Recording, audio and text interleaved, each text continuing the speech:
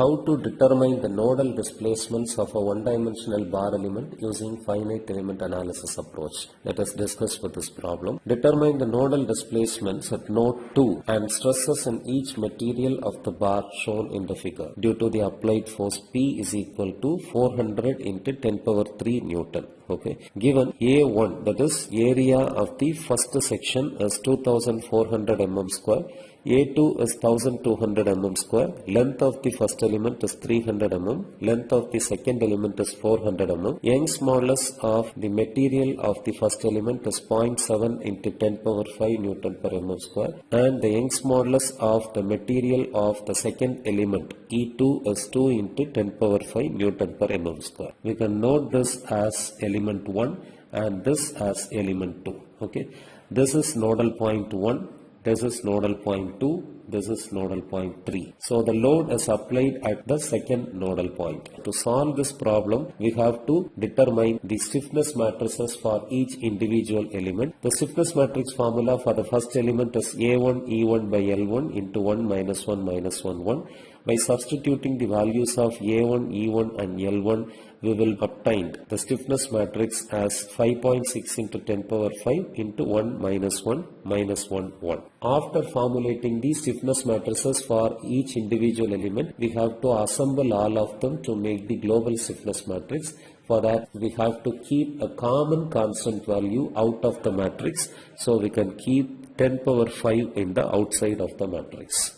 Okay. The first element is obtained by connecting the nodal points 1 and 2. So we can name the rows and columns of the stiffness matrix of element 1 as 1, 2, 1, 2.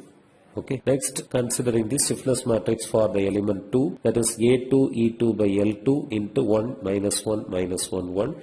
By substituting A2 E2 and L2 value, the stiffness matrix for the second element will be obtained as 10 power 5 into 6 minus 6 minus 6 and 6. The second element is obtained by connecting the nodal points 2 and 3. So we can name the rows and columns of the stiffness matrix of the second element as 2, 3, 2, 3.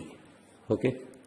So now we can assemble the element stiffness matrices 1 and 2 to get the global stiffness matrix. Since totally there are 3 nodal points, the global stiffness matrix will be having the size of 3 cross 3. So this is element 1, 1. This is element 1, 2. This is 1, 3. The first element, that is A11 of the global stiffness matrix. So ரெண்டு எலிமெண்டோட stiffness மேட்ரிக்ஸ்லையும் எங்கெல்லாம் 1 1 அப்படிங்கிற element இருக்கோ அதெல்லாம் எடுத்துட்டு வந்து global stiffness மேட்ரிக்ஸோட 1 1 எலிமெண்ட்ல வைக்கணும். Okay.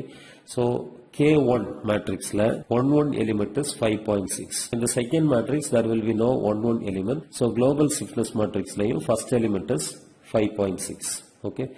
Then 1 2 is minus 5.6 in the first stiffness matrix. Second stiffness matrix there will be no 1 2 element, so here minus 5.6. 1 3 element அப்படிங்கிறது ரெண்டு stiffness matrixலயுமே இல்ல, so that is 0 in the global stiffness matrix. இப்போ 2 2 அப்படிங்கிற element பார்க்கலாம். 2 2 element அப்படிங்கிறது K1 matrixல 5.6, K2 matrixல 2 2 அப்படிங்கிறது 6. So global stiffness matrixல 2 2 எலிமெண்ட்ங்கிறது 11.6. Similarly, we can consider each elements presented in the individual stiffness matrices to form the global stiffness matrix. Okay. So the general finite element equation for structural problems is Ku is equal to F. Now K is the global stiffness matrix. So problem formulate பண்ணிருக்கு global stiffness matrix கொண்டு இங்க fit பண்ணிரலாம். There are 3 nodal points in the problem, so the displacement matrix will be U1, U2 and U3. Similarly, the force matrix will be F1, F2 and F3. Okay. The boundary conditions given in the problem are, in the problem, the first nodal point is fixed. Okay. So there will be no displacement. So U1 is equal to 0. But nodal point 2 is not fixed in the problem. So U2 is not equal to 0. Again, node 3 of the given bar element is fixed. So there will be no displacement. So U3 is equal to 0. In the problem, at nodal point 2 only a force of magnitude 400 into 10 power 3 Newton is applied. So in the remaining 2 nodal points, force components F1 and F3 is equal to 0. Okay. So now we can apply the boundary conditions in the finite element equation.